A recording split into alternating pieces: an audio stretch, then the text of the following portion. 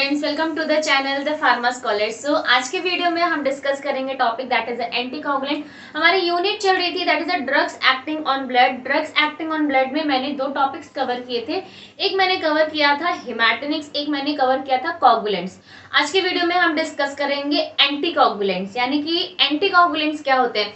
अब अगर आपको मेरा लास्ट लेक्चर याद हो तो उसमें मैंने एक्सप्लेन किया था एंटीकोगुलेंट्स ऐसी ड्रग्स हैं कि जो ब्लड की कोगुलेशन को प्रिवेंट करें, यानी कि ब्लड की क्लॉटिंग को प्रिवेंट करें। प्रीवियस वीडियो में हमने जो टॉपिक डिस्कस किया था जिसमें कि ऐसी ड्रग्स जो ब्लड को क्लॉट करें, यानी कि अननेसेसरी होने वाली हीमोरेज को प्रिवेंट करें। लेकिन आज के यूनिट में हम डिस्कस करेंगे ऐसी ड्रग्स जो अननेसेसरी या एक्सेसिव ब्लड क्लॉट हो रखा है उस ब्लड क्लॉट को डिसॉल्व करें एंड कोगुलेशन को प्रिवेंट करें। अब सबसे इंपॉर्टेंट चीज कि इस क्लास की नीड क्या है, इस क्लास का इंपॉर्टेंस क्या है, राइट ना। तो एक एग्जांपल समझिए, ये मान लीजिए ये हमारी ब्लड कैपिलरी है, ठीक है ना।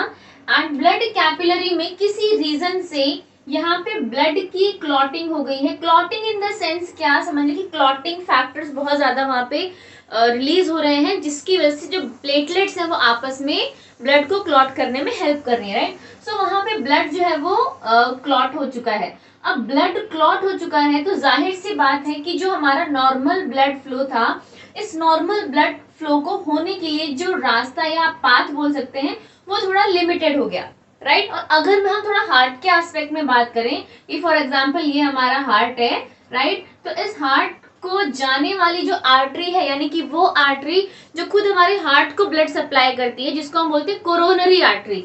और अगर मैं बोलूं कि ये कोरोनरी आर्टरी है, एक ऐसी आर्टरी जो खुद हमारे हार्ट को ही ब्लड की सप्लाई देती है, और उस कोरोनरी आर्टरी में ही यहाँ पे ब्लड क्लॉट हो चुका है, ठीक है। प्लेटलेट एग्रीगेशन हो चुका है, ब्लड क्लॉट हो चुका है, या कहीं से जो ब्लड क्लॉट था वो ब्लड के साथ ट्रैवल करके इस कोरोनरी आर्टरी में आकर के डिपॉजिट हो चुका है। तो क्या होगा उस कंडीशन में, क्या हुआ कि जो ब्लड ट्रैवल कर रहा था हमारे हार्ट के लिए, हमारे हार्ट को ऑक्सीजन सप्लाई कर रहा था, अब वो जो ब्लड है उसको कम एरिया मिल गया ट्रैवल करने के लिए। अब कम एरिया होगा तो जाहिर सी बात है कि हमारे हार्ट को लेस ब्लड जाएगा, लेस ब्लड जाएगा तो जाहिर सी बात है लेस ऑक्सीजन सप्लाई होगा, एंड लेस ऑक्सीजन सप्लाई होगा तो जाहिर सी बात है कि हमारे हार्ट में हार्ट की सेल्स जो है वो डैमेज होना शुरू हो जाएंगी या डेड होना शुरू हो जाएंगी, जिसको हम मायोकार्डियल इन्फेक्शन भी बोल सकते हैं या इस्कीमिया भी बोल सकते हैं। सो यानी कि ये जो ब्लड क्लॉट है थोड़ा अचानक से नहीं लेकिन धीरे धीरे करके एक हार्ट डिजीज या कई सारी डिजीज को एक बोल सकते इन्विटेशन दे सकता है। तो अब इस अननेसेसरी ब्लड क्लॉट को, जिसकी हमें जरूरत नहीं है क्योंकि यहाँ पे कोई ऐसा इंजरी नहीं हुई है, यहाँ पे कोई वस्कुलर डैमेज नहीं हुआ है, लेकिन यहाँ पे अननेसेसरी ब्लड क्लॉट हो चुका है, तो इस अननेसेसरी ब्लड क्लॉट को हमें डिसॉल्व करना पड़ेगा। एंड यहाँ पे हमें जो ड्रग देनी पड़ेंगी, these are the drugs that is called the anticoagulants, right. So ऐसी ड्रग्स जो बॉडी में क्लॉट के या अननेसेसरी ब्लड के कोगुलेशन को प्रिवेंट करती हैं, ऐसी ड्रग्स को हम बोलते हैं एंटीकोगुलेंट्स, राइट। तो डेफिनेशन भी मैंने लिखी है, anticoagulants are drugs that prevent or reduce coagulability of blood, यानी कि ब्लड के कोगुलेशन को रोकती हैं, एंड अगर हो चुका है तो उसको ब्रेक भी करती हैं, ठीक है ना। यानी कि अगर बॉडी में अननेसेसरी बहुत ज्यादा, अब एक और रीजन,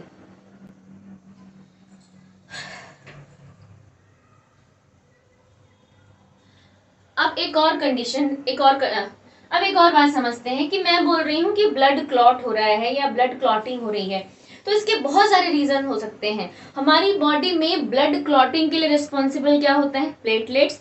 दूसरा होता है clotting factors, right. Clotting factors कहाँ बनते हैं, हमारे लीवर में। किसकी मदद से बनते हैं, विटामिन के की प्रेजेंस में, राइट। विटामिन के की प्रेजेंस में हमारे जो ब्लड के क्लॉटिंग फैक्टर्स है उनका सिंथेसिस होता है, एंड ये क्लॉटिंग फैक्टर्स ही ब्लड के कोगुलेशन में हेल्प करते हैं। क्या होगा कि अगर ये ब्लड क्लॉटिंग फैक्टर्स बहुत ज्यादा सिंथेसाइज हो रहे हैं, विटामिन के इनके सिंथेसिस के लिए बहुत ज्यादा रिस्पॉन्सिबल है, राइट। तो उस कंडीशन में ही ब्लड क्लॉटिंग फैक्टर्स ज्यादा हो जाएंगे। क्लॉटिंग फैक्टर ज्यादा हो जाएगा तो जाहिर सी बात है कि जगह जगह पे या ब्लड वेसल्स में ब्लड क्लॉट होना शुरू हो जाएगा। सो यहाँ पे हमें क्या करना चाहिए, ऐसी ड्रग्स जो इस क्लॉटिंग फैक्टर्स की जो इंक्रीज लेवल है उसको डिक्रीज करके नॉर्मल पे ले आए, एंड जो बॉडी में अननेसेसरी जगह क्लॉट हो रखा है उस क्लॉट को प्रिवेंट करे या उस क्लॉट को डिसॉल्व करे। सो ऐसी ड्रग्स को ही हमने बोला क्या, एंटीकोगुलेंट्स, राइट। अब इसे क्लासिफिकेशन समझते हैं। हालांकि एक बात ये भी है कि ये जो टॉपिक है इससे ज़्यादातर एग्जाम्पल्स पूछे जाते हैं या ड्रग्स के ज़्यादातर एग्जाम्पल्स पूछे जाएंगे या क्लास पूछी जाएगी। बहुत ज़्यादा डिटेल में इस क्लास को नहीं पूछा जाता है। ये कुछ टॉपिक्स ऐसे होते हैं जो लीस्ट प्रेफरेंस में आते हैं, लेकिन कुछ टॉपिक्स ऐसे होते हैं जो हाई प्रेफरेंस में आते हैं। हाई प्रेफरेंस में जैसे कि हमारा आता है कार्डियोवास्कुलर सिस्टम की ड्रग्स, CNS की ड्रग्स, ANS की ड्रग्स, हमारी कीमोथेरेपी की ड्रग्स, यूरिनरी सिस्टम की ड्रग्स। सो ये जो क्लास है हमारी लीस्ट प्रेफरेंस यानी कि लीस्ट वेटेज वाली क्लास होती है। सो इससे ज़्यादातर जो एग्जाम पूछा जाता है दैट इज अ एग्जाम्पल, या फिर एक दो लाइन में कि हिपैरिन का मैकेनिज्म क्या है, वारफेरिन का मैकेनिज्म क्या है, किस तरीके से वो ब्लड को या किस तरीके से वो एंटीकोगुलेशन इफेक्ट देती हैं। सो उसी एस्पेक्ट में हम लोग डिस्कस करेंगे कि बहुत ज़्यादा डीप में नहीं जाएंगे, क्योंकि बहुत ज़्यादा डीप में इस चैप्टर से पूछा नहीं जाता है। ओके, सो क्लासिफिकेशन समझते हैं। क्लासिफिकेशन क्या है, यूज्ड इन फर्स्ट, सबसे पहले used in vitro. Used in vitro का मतलब यानी कि ऐसी ड्रग, यानी कि आप ऐसा समझ लीजिए कि यूज्ड इन विट्रो का मतलब है कि outside the body. In vitro मतलब outside the body, in vivo मतलब इनसाइड द बॉडी, यानी कि ऐसे एंटीकोगुलेंट्स जो आउटसाइड द बॉडी यूज किए जाते हैं, ऐसे एंटीकोगुलेंट्स को इन विट्रो एंटीकोगुलेंट्स बोलते हैं। अब outside the body in anticoagulants की जरूरत क्या है, देखिए हम जाते हैं पैथोलॉजी में, ब्लड कलेक्ट करवाते हैं, ठीक है ना, ब्लड टेस्ट होता है, तो वो क्या, जो ब्लड होता है वो लेबोरेटरी टेस्ट में के लिए जाता है, एक दिन होता है, दूसरे दिन जाता है, राइट। तो हमें पता है कि जो हमारी ब्लड की प्रॉपर्टी है कि ये बॉडी से बाहर आते ही किसी ऑक्सीजन के प्रेजेंस में ये क्लॉट होना शुरू हो जाता है, ठीक है। अब ब्लड अगर क्लॉट हो जाएगा, मान लीजिए कि आज हमने सैंपल दिया और वो जो ब्लड है उसका सैम्पलिंग जो या उसका जो टेस्टिंग प्रोसीजर है वो कल होना है, तो तब तक के लिए क्या, ब्लड तो क्लॉट हो जाएगा। सो उस कंडीशन में हमें ऐसे सब्सटेंस यूज करने पड़ते हैं जो उस ब्लड की क्लॉटिंग को प्रिवेंट करें। तो यानी कि आउटसाइड द बॉडी हमें ऐसे एंटीकोगुलेंट्स जरूरत पड़ती है। तो आउटसाइड द बॉडी एंटीकोगुलेंट्स कौन कौन से हैं, that is a heparin, sodium citrate and sodium oxalate. ये ऐसे एंटीकोगुलेंट्स हैं जो हमारे आउटसाइड द बॉडी ब्लड को क्लॉट कर, ये हमारे ऐसे एंटीकोगुलेंट्स हैं जो आउटसाइड द बॉडी ब्लड को क्लॉट होने से बचाते हैं, ताकि जो ब्लड है वो एक लिक्विड फॉर्म में रहे, क्लॉट ना हो, राइट। सो उसमें ये तीन हमारा, और ये इसमें ये जो सोडियम सिट्रेट है या सोडियम ऑक्सलेट है ना, ये हमारी लेबोरेटरी टेस्ट में भी यूज, जो हम प्रैक्टिकल्स करते हैं या जो हम HAP की लैब में जो प्रैक्टिकल्स करते हैं, हीमोग्लोबिन का हो गया या आप बोल सकते हैं RBC टेस्ट हो गया, तो उस कंडीशन में भी हम सोडियम सिट्रेट को यूज करते हैं, ताकि जो ब्लड है, क्योंकि जब हम टेस्टिंग कर रहे हैं या प्रैक्टिकल कर रहे हैं तो उस ड्यूरेशन में जो ब्लड है वो हमारा बॉडी से बाहर आते ही क्लॉट ना हो जाए एंड हम उसमें टेस्टिंग या प्रैक्टिकल कर सके, राइट।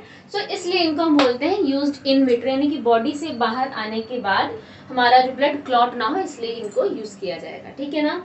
नेक्स्ट आता है यूज्ड इन विवो, यानी कि अब बॉडी में हमको ब्लड क्लॉटिंग बचानी है या ब्लड बॉडी के अंदर जो ब्लड क्लॉट हो चुका है उसको प्रिवेंट करना है। तो इसमें सबसे पहले आता है हमारे पारेंट्रल रूट से किसको दिया जाता है, कौन कौन सी ड्रग्स हैं जिनको पारेंट्रल रूट से दिया जाएगा, यानी कौन से एंटीकोगुलेंट्स हैं जिनको पारेंट्रल रूट से दिया जाएगा। तो इसमें आता है हमारा हिपैरिन, इनॉक्साप्रिन, डेल्टाप्रिन एंड फोंडापेरिनक्स करके ये ड्रग है। तो ये हमारी 4 ड्रग्स हैं जिनको हम ओरल रूट से नहीं देते, इनको हम पारेंट्रल रूट से देते हैं।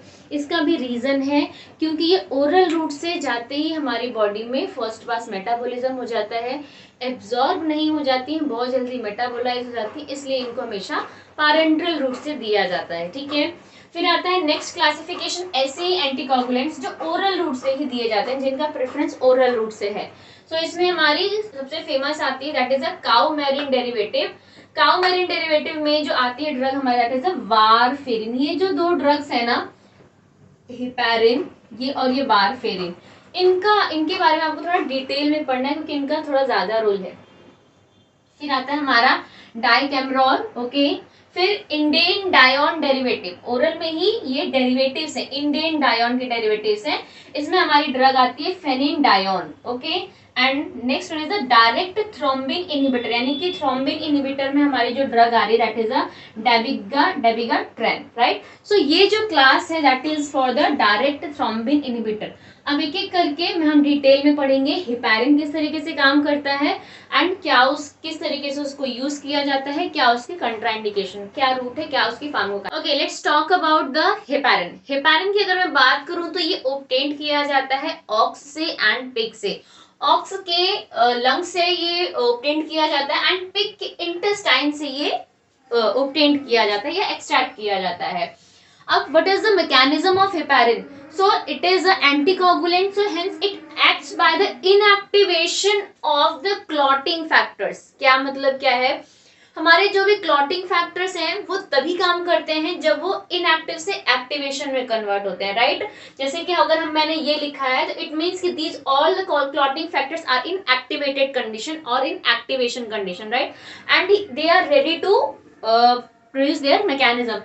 तो ये जो हमारा हेपारिन है ये जनरली क्या करता है कि इनके एक्टिवेशन को ही इनएक्टिवेट कर देता है, मतलब कि ये एंटीकोगुलेंट्स का जो एक्टिवेशन फेज है उसको इनएक्टिवेट कर देता है। कौन कौन से क्लॉटिंग फैक्टर्स हैं हमारे, factor number 10, factor number 2, factor number 9, factor number 11, factor number 12 and factor number 13। तो एक साथ इतने सारे क्लॉटिंग फैक्टर्स का इनएक्टिवेशन कर देता है जिसकी वजह से ब्लीडिंग टाइम जो है वो इंक्रीज हो जाती है, यानी कि जो ब्लड है वो क्लॉट ही नहीं होगा एंड ब्लड क्लॉट नहीं होगा तो जाहिर सी बात है ब्लीडिंग टाइम भी इंक्रीज हो जाएगी। तो अगर इस कंडीशन में किसी को ब्लीडिंग होती है तो उसकी ब्लीडिंग जल्दी स्टॉप नहीं होगी, राइट। उसके अलावा अगर मैं इसकी फार्माकोकाइनेटिक की बात करूं तो ये इसको हम ओरल रूट से नहीं देते, क्यों, क्योंकि ये इसका बहुत हाई मॉलिक्यूलर वेट होता है, यानी कि बहुत हाई मॉलिक्यूलर वेट होने की वजह से ये गट में एब्जॉर्ब ही नहीं होगा, यानी कि बहुत हाई मॉलिक्यूलर वेट होना जब किसी भी सब्सटेंस का या अगर ड्रग का होगा तो हमारी जीआईटी से एब्जॉर्ब नहीं होता। हमेशा लो मॉलिक्यूलर वेट वाले सब्सटेंस या ड्रग्स ही एब्जॉर्ब होते हैं, तो इसका वेट बहुत ज़्यादा हाई होता है, सो दैट ये हमारी जीआईटी से एब्जॉर्ब नहीं होगा। सो इसको जो बॉडी में एडमिनिस्ट्रेट करने की रूट होती है that is a intravenous route या फिर सबक्यूटेनियस रूट, राइट। इसके अलावा सबसे इंपॉर्टेंट चीज़ क्या है कि जो हमारा हेपारिन है इसको प्रेगनेंसी में दिया जा सकता है, क्यों, क्योंकि ये प्लेसेंटल बैरियर को क्रॉस नहीं कर सकता, यानी कि जो फीटस है उसको कोई भी हार्मफुल इफेक्ट नहीं जाएगा, साथ ही हमारे ब्लड ब्रेन बैरियर को भी क्रॉस नहीं करता। सो हमारे बैरियर्स को क्रॉस नहीं करता, इसलिए heparin is safe in the pregnancy, right. So ये तो हो गया इसका यूजेस, राइट। अब एक और चीज देखते हैं कि इसका एडवर्स इफेक्ट क्या है, कि हेपारिन का और एडवर्स इफेक्ट क्या हो सकता है या एडवर्स इफेक्ट क्या है, okay. So let's talk about the adverse effect of heparin की, इसके अलावा इसका नेगेटिव इफेक्ट क्या है बॉडी में। ओके तो अभी हमने पढ़ा कि हेपारिन का फार्माकोकाइनेटिक प्रोफाइल क्या है, उसका किस तरीके से मैकेनिज्म ऑफ एक्शन है, प्रेगनेंसी में उसको दिया जा सकता है। अब हम बात करेंगे उसके एडवर्स इफेक्ट की एंड उसके कंट्राइंडिकेशन की। अब चूंकि ये क्लॉटिंग फैक्टर्स का इनएक्टिवेशन कर रहा है तो जाहिर सी बात है कि ब्लीडिंग टाइम को इंक्रीज करेगा, सो दैट ये ब्लीडिंग टाइम को इंक्रीज करता है। अगर कोई पर्सन ओवरडोज ले लेता है तो बहुत ज़्यादा ही उस पेशेंट को हीमोरेज हो सकता है, बहुत ज़्यादा ही ब्लीडिंग हो सकती है। इसके अलावा अगर उस पेशेंट को थोड़ी सी ब्लीडिंग हो रही है तो वो कंट्रोलेबल है, लेकिन अगर बहुत ज़्यादा ब्लीडिंग है, वो ब्लड लॉस बहुत ज़्यादा हो रहा है, तो उस कंडीशन में उसकी ब्लीडिंग को रोकने के लिए हम हेपारिन का एंटागोनिस्ट देते हैं जो कि है प्रोटामीन सल्फेट। ये बहुत इंपॉर्टेंट है, हेपारिन का antagonist that is a protamine sulphate IV infusion से दिया जाता है हेपारिन के एंटीकोगुलेंट इफेक्ट को प्रिवेंट करने के लिए, कि अगर एंटीकोगुलेंट इफेक्ट इसका बहुत ज़्यादा है तो उस कंडीशन में भाई प्रोटामीन सल्फेट दे करके इसकी पेशेंट को एक्सेसिव ब्लीडिंग हो रही है तो उसकी ब्लीडिंग को स्टॉप किया जा सकता है। So protamine sulphate is the antagonist of what, that is a heparin, ठीक है। ये क्वेश्चन 1 नंबर में पूछा जा सकता है। इसके अलावा सेकंड अगर एडवर्स इफेक्ट की बात करूं, थ्रोम्बोसाइटोपिनिया। थ्रोम्बोसाइटोपिनिया का मतलब क्या है, थ्रोम्बोसाइट्स हमारी कौन सी होती है, that is a platelets drugs. तो थ्रोम्बोसाइटोपिनिया का मतलब है कि प्लेटलेट्स की काउंट डिक्रीज हो जाएगी, क्योंकि इन इसके अलावा जो हिपैरिन है, चूंकि एक बोल सकते हैं कि एनिमल प्रोडक्ट है, एनिमल से सिंथेसाइज किए जाने वाला प्रोडक्ट है, तो ये बॉडी में हाइपर सेंसिटिविटी रिएक्शन करेगा, क्योंकि बॉडी इसके अगेंस्ट एंटीबॉडीज बनाना शुरू कर देती है, क्योंकि ये एक आउटर सब्सटेंस, आउटर मॉलिक्यूल होने की वजह से। सो हाइपर सेंसिटिविटी रिएक्शंस होने लगेंगे, स्किन रैशेस होगा, यूट्रिकारिया होगा, इचिंग होगी, ये इसके हाइपर सेंसिटिविटी रिएक्शंस हैं। इसके अलावा कई कई लोगों में एलोपेशिया भी देखा जाता है, लेकिन वो रिवर्सिबल होता है, यानी कि थोड़ी जब तक कोई पर्सन हिपैरिन का कंजप्शन कर रहा है तो कुछ टाइम के बाद उसकी बॉडी में जो है हेयर लॉस होना, हेयर फॉलिकल्स का लॉस होना शुरू हो जाएगा, लेकिन जैसे ही वो डिसकंटिन्यू करेगा हिपैरिन का, उसका जो एलोपेशिया है वो रिवर्सिबल हो जाएगा। आप बोल सकते हैं कि दोबारा से हेयर फॉलिकल्स जो है वो ग्रो करना शुरू कर जाएंगे। So these are some adverse effect of heparin, जिसमें कि एक सबसे इंपॉर्टेंट चीज है कि भाई जो हमारा हिपैरिन है उसका एंटीडोट प्रोटामिन सल्फेट है। एंड अगर किसी पेशेंट को भाई ब्लीडिंग टाइम, उसकी बॉडी में क्लॉटिंग फैक्टर्स ऑलरेडी बहुत कम है, या उसका ब्लीडिंग टाइम बहुत ज़्यादा है, यानी कि बहुत ज़्यादा टाइम लगता है ब्लड को क्लॉट होने में, तो उस कंडीशन के पेशेंट को हम हिपैरिन नहीं देंगे, राइट। सो ये these are the some contraindication and adverse effect of heparin. अब क्या है, अब एक और चीज समझाती हूँ। ये जो हिपैरिन है ये हमारा हाई मॉलिक्यूलर वेट है, क्या है, हाई मॉलिक्यूलर वेट हिपैरिन है, राइट। एंड ये हमारा एनिमल एक्सट्रैक्ट यानी एनिमल से ऑब्टेन किया जाने वाला प्रोडक्ट है। एंड जाहिर सी बात है, मैंने आपको बताया कि इसके इतने सारे एडवर्स इफेक्ट हैं या इसके कंट्राइंडिकेशन है। इसको ध्यान में देखते हुए बनाए गए हैं कुछ सब्सटेंस जिनको हम बोलते हैं low molecular weight heparin, right. Low molecular weight यानी कि ये इसका जो वो मॉलिक्यूलर वेट है बहुत ज्यादा है। इसको ध्यान में देखते हुए जो लो मॉलिक्यूलर वेट हिपैरिन बनाए गए हैं, यानी कि हिपैरिन को छोड़ के जितने भी प्रोडक्ट आपने क्लासिफिकेशन में पढ़े पैरेंट्रल में, वो सारे हमारे लो मॉलिक्यूलर वेट हिपैरिन है। अब इसका यूज क्या है, पैरेंट्रल की मैं बात अभी कर रही हूँ, ओरल एंटीकोगुलेंट्स की बात नहीं कर रही हूँ, पैरेंट्रल एंटीकोगुलेंट्स की बात कर रही हूँ। उसमें जितने भी एग्जाम्पल हैं उन सबका बेनिफिशियल इफेक्ट क्या है कि वो हिपैरिन जैसा एडवर्स इफेक्ट नहीं देते, राइट। साथ ही साथ वो उनमें जैसे हिपैरिन में क्या है कि इसमें कॉन्टिन्यूसली पेशेंट की मॉनिटरिंग करना बहुत जरूरी है, कि इसका ओवरडोज नहीं होना चाहिए, एंड इसको कॉन्टिन्यूसली मॉनिटरिंग लगती है कि भाई बहुत ज़्यादा तो नहीं हो रहा है, हिपैरिन का इन्फ्यूजन ज़्यादा तो नहीं हो रहा है। तो इस वजह से इस जो हमारे जो लो मॉलिक्यूलर वेट हिपैरिन है उनको बनाया गया, एंड उनमें इतनी ज़्यादा मॉनिटरिंग की ज़रूरत नहीं है, साथ ही साथ वो इतने ज़्यादा एडवर्स इफेक्ट प्रोड्यूस नहीं करते इसलिए। एंड हिपैरिन का कंजप्शन जो है वो काफ़ी बोल सकते हैं कॉस्टली है, क्योंकि एनिमल से लिया जाने वाला प्रोडक्ट है, राइट। तो इसके कंपैरिजन में हमने लो मॉलिक्यूलर वेट हिपैरिन को सिंथेसाइज किया है, जिनके एडवर्स इफेक्ट भी कम है एंड जिनका पेशेंट मॉनिटरिंग भी उतना ज़्यादा नहीं है। हमारा वारफेरिन मैंने बताया था, वारफेरिन एक ऐसी ड्रग है या ये ऐसे ड्रग्स हैं ओरल एंटीकोगुलेंट जिनको हम ओरल रूट से दे सकते हैं, एंड इनका ड्यूरेशन ऑफ एक्शन काफ़ी प्रोलॉन्ग होता है। अगर हम इसके मैकेनिज्म की बात करें तो ये विटामिन के का एंटागोनिस्ट होता है, किसका, विटामिन के का एंटागोनिस्ट होता है।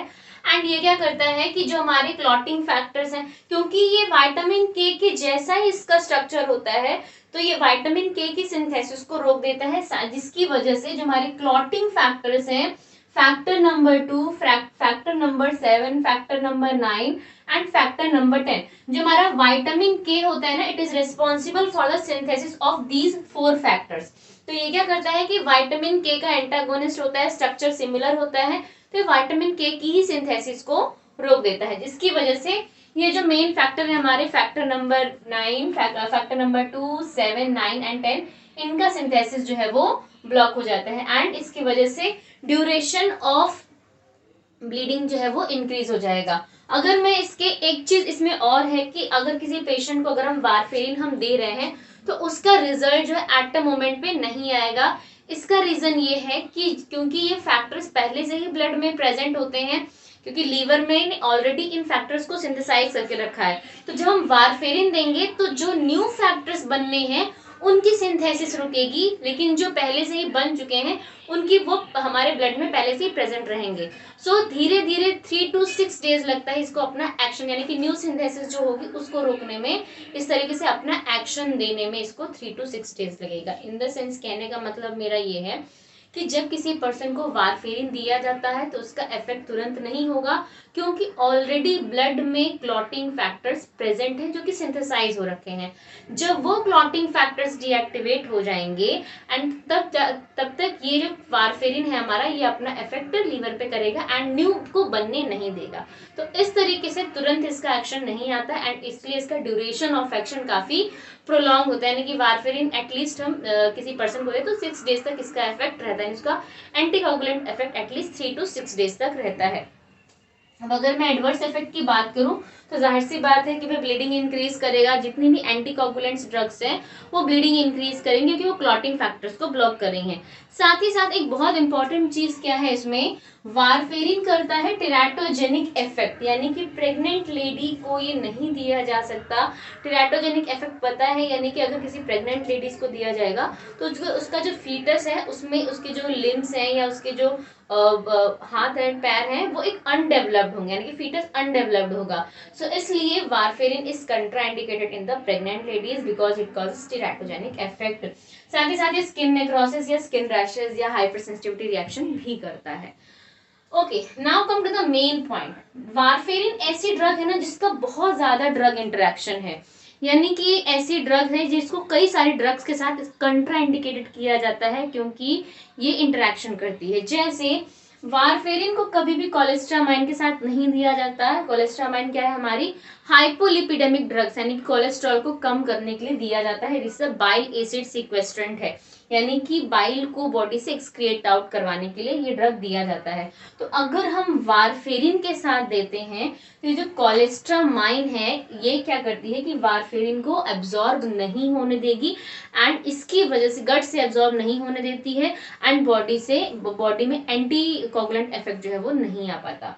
अगर मैं बात करूं कि वारफेरिन को बारबिचुरेट्स के साथ नहीं दिया जाता, क्यों? क्योंकि बारबिचुरेट्स क्या होते हैं, हमारे एंजाइम इंड्यूसर्स होते हैं। तो ये ऐसे एंजाइम का इंड्यूस करेंगे जो कि मेटाबॉलिज्म के लिए रिस्पॉन्सिबल है। तो अगर बहुत ज्यादा एंजाइम इंड्यूस होगा तो मेटाबॉलिज्म बहुत ज्यादा होगा, मेटाबॉलिज्म ज्यादा होगा तो वारफेरिन का जितना इफेक्ट आना चाहिए उतना इफेक्ट नहीं आएगा, बॉडी से पहले ही ज्यादा एक्सक्रिएट आउट हो जाएगा, क्योंकि एंजाइम इंड्यूसर में मेटाबॉलिज्म ज्यादा होता है, यानी कि ड्रग बॉडी से ज्यादा मेटाबॉलिज्म उसका ज्यादा होने की वजह से बॉडी में जितना उसकी बायोअवेलेबिलिटी है उतनी नहीं आएगी एंड जिसकी वजह से जिसके लिए हम दे रहे हैं वो इफेक्ट नहीं आएगा। इसके अलावा वारफेरिन को कभी भी ओरल कंट्रासेप्टिव्स के साथ नहीं दिया जाता। क्यों? क्योंकि ओरल कंट्रासेप्शन में प्लेटलेट इफेक्ट जो है वो काफी बढ़ जाता है। प्लेटलेट इफेक्ट अगर बढ़ेगा तो जाहिर सी बात है कि वारफेरिन का एक्शन नहीं आएगा। इसके अलावा warfarin are contraindicated in the phenytoin, क्योंकि बिकॉज ये भी एंजाइम इंड्यूसर है and warfarin is also contraindicated with the aspirin, क्योंकि एस्पिरिन क्या करती है, प्लेटलेट एग्रीगेशन को रोकती है, राइट। एस्पिरिन हमेशा प्लेटलेट एग्रीगेशन को रोकेगी, hence warfarin is also contraindicated with the aspirin. So ये जो कंट्राइंडिकेशंस है ना ड्रग इंटरेक्शन, ये बहुत इंपॉर्टेंट है वारफेरिन के। अगर इस चैप्टर में से कुछ पूछा जाता है, हेपेरिन का मैकेनिज्म, हेपेरिन का एंटीडोट, वारफेरिन का मैकेनिज्म, उसका एडवर्स इफेक्ट एंड वारफेरिन का ड्रग इंटरेक्शन, ये बहुत इंपॉर्टेंट है इस चैप्टर से। इसके अलावा अगर आपको कोई डाउट होगा तो आप मुझसे कमेंट सेक्शन में पूछ सकते हैं। I will definitely clear your doubt, okay. And अगर वीडियो पसंद आए तो लाइक जरूर करिएगा। Thank you so much for the watching, bye bye.